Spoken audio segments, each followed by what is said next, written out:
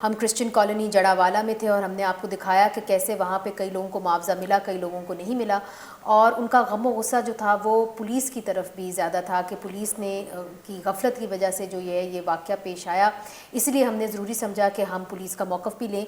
हम यहाँ पे मुकामी पुलिस थाने जो है वो आ गए हैं और हमारे साथ हैं SSP operations Faisalabad doctor Rizwan साहब। बहुत बहुत शुक्रिया जी, आपने हमें ज्वाइन किया। आप उस वक्त भी जब ये वाक़या पेश आया 16 अगस्त को, आप SSP ऑपरेशंस थे जी। अब सबसे पहला बड़ा सवाल और वो ये है कि आपने 10 JITs तश्कील दी, मगर आज भी क्रिश्चियन कम्युनिटी जो है उसके ऊपर अदम एतमाद कर रही है और कह रही है कि जी नहीं जी, आप जुडिशल कमीशन जो है वो तश्कील करें ताकि मामले की तहकीकात सही तरीके से हो। वो समझते हैं कि तहकीकात इसलिए सही तरीके से नहीं हो रही कि 50 लोगों को अब बेल मिल चुकी है अदालतों से। इसका मतलब ये है कि आपने जो शवाहिद है सही इकट्ठे नहीं किया।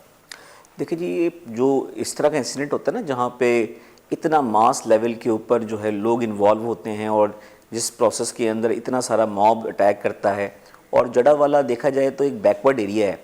ये कोई सेफ सिटी एरिया नहीं है जहाँ कैमरे हर जगह मौजूद हों और हर जगह पे जहाँ जहाँ इंसिडेंट हो। ये इंसिडेंट तो कुछ शहर में भी हुए हैं, कुछ पेरिफेरीज में भी हुए हैं, और कुछ इंसिडेंट जो है वो जो गाँव के इलाके हैं जो कि जड़ावाला के अंदर नहीं है, बचियाना के अंदर है, या जड़ावाला से निकल के सदर जड़ावाला के अंदर जो इलाके आते हैं उन जगहों पे भी हुए हैं। वहाँ कैमरे की सहूलियात मुयस्सर नहीं थी। वहाँ पे जो एविडेंस था वो क्रिश्चियन कम्युनिटी का ही हो सकता था, जो कि विजुअल एविडेंस उसका है या डायरेक्ट एविडेंस है, वो हमारे पास मौजूद था। लेकिन सर्कमस्टांशियल एविडेंस जो है वो जाहिर बात है वहाँ से लैग करता था। मगर हेट स्पीच की कुछ वीडियोस तो मोहम्मद आसिफ की भी मौजूद हैं।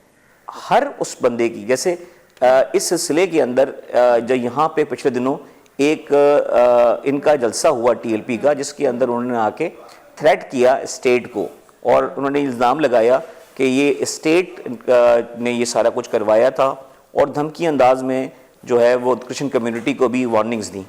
हमने वो सारा रिकॉर्ड करके और उसको जो है वो DIC तक पहुँचाया, और अब DIC में ये डिस्कशन चल रही है हमारे पास कि इन तमाम लोगों को 4th शेड्यूल के लिए नामजद किया जाए।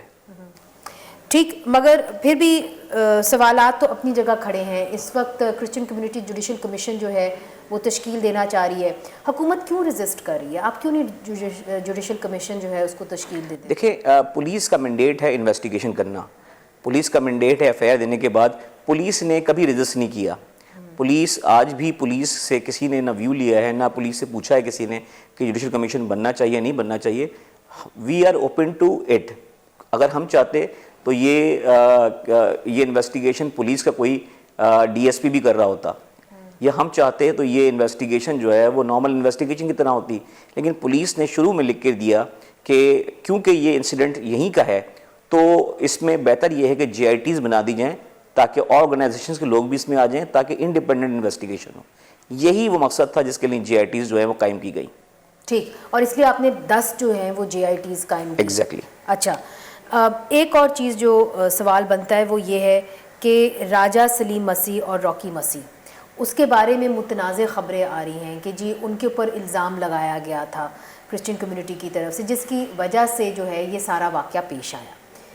पहले ये कहा गया कि अल्लाह दिता नामी एक शख्स है, उसने जो है वो कोई मटीरियल जो है उनके नाम से जो है शाया किया, और उसकी वजह से जो है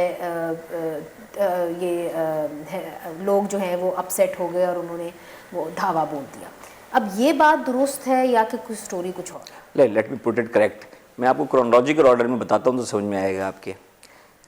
दो लोग इस जिन पे इनिशियली ये इल्ज़ाम लगा, अगर हम पर पीछे चले जाते हैं 16 अगस्त को, 16 अगस्त तकरीबन 4-4:45 बजे एक शख्स जिसका नाम परवेज़, और उसको परवेज़ कोडू कहते हैं, उसका जो उसका कारोबार है वो मंशियात का है। मंशियात के सिलसिले में वो दीगर दफ़ा जो है वो जेल जा चुका है। लास्ट टाइम जब वो जेल गया था तो उसकी बीवी का अफेयर जो है वो राजा के साथ हो गया था। ठीक है। राजा जिसका नाम उमैर है। ठीक है।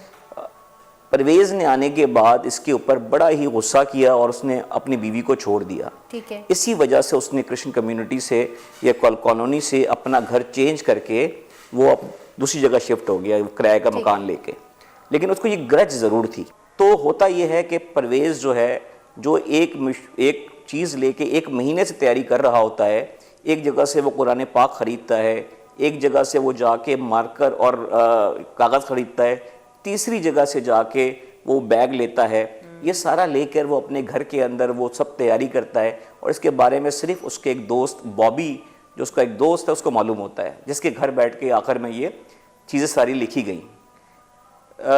जो हमारे पास 295B और C के केसेस होते हैं, उसमें ज़्यादातर केसेस ऐसे होते हैं जो कि झूठी नौयत के होते हैं, यानी ज़ाती बुनियाद पे इल्ज़ामात लगाना या किसी और को फंसाना। इसमें भी एलिमेंट तो ज़रूर था, लेकिन इसमें डेसिक्रेशन जो थी वो की गई थी, यानी परवेज़ ने कुरान पाक की या डेसिक्रेशन की गई थी।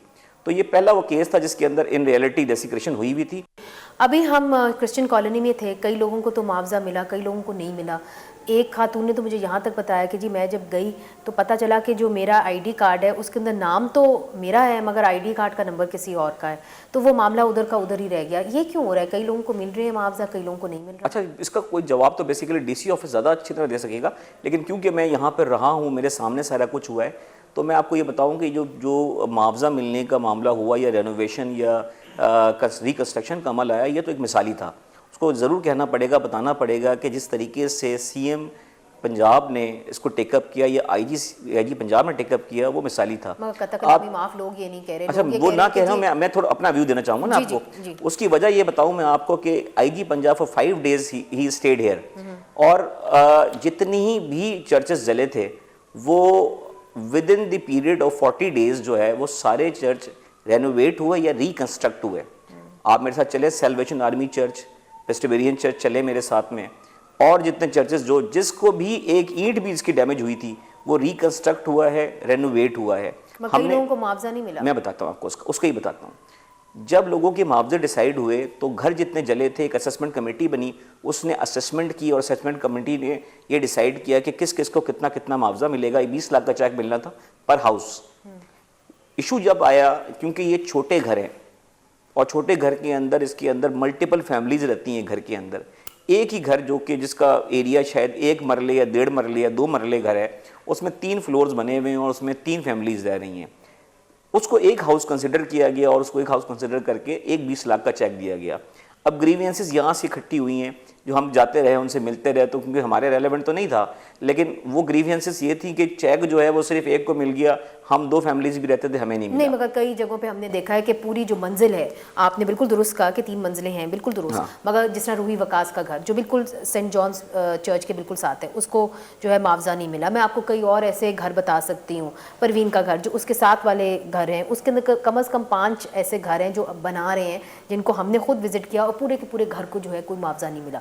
इसीलिए मैंने आपसे ये सवाल किया। देखिए, मैंने बताया कि ये बेसिकली तो पर्टेन करता है डिस्ट्रिक्ट गवर्नमेंट से, लेकिन हमने जो यहाँ पे डिस्ट्रिक्ट गवर्नमेंट ने असेसमेंट कमेटी बनाई थी, उसके अंदर जितने वो 88 हाउसेस जो उन्होंने रिकॉग्नाइज किए थे, सब कुछ चेक्स जो हैं वो डिलीवर हुए हैं। तो कॉम्प्लिकेशंस यहाँ से आई। तो 88 घरों को इस वक्त चेक्स मिल चुके हैं? I can not confirm it, but on the whole यहाँ किसी से शिकायत नहीं है हमें कि जिसका घर उस असेसमेंट कमेटी में आया था उसको चेक नहीं मिला। लोगों की शिकायतें उससे अलग हैं। ठीक, बहुत बहुत शुक्रिया कि आपने अपना कीमती वक्त निकाला और जो तफ्तीश थी उसके हवाले से आपने हमें तफसील से बताया। आज चूँकि क्रिसमस डे है तो हम अपने जो हमारी जितनी भी मसीही बरादरी है उसको हम मेरी क्रिसमस कहते हैं। आप भी अगर कहना चाहें तो आप। हम यहाँ खड़े में कि क्रिश्चियन कम्युनिटी के अंदर, क्रिश्चियन कॉलोनी के अंदर, उसी चमड़ा मंडी के अंदर आप ये देखेंगे कि क्रिसमस पिछली दफ़ा से भी ज़्यादा ज़ोर शोर से मनाई जाएगी। बहुत बहुत शुक्रिया।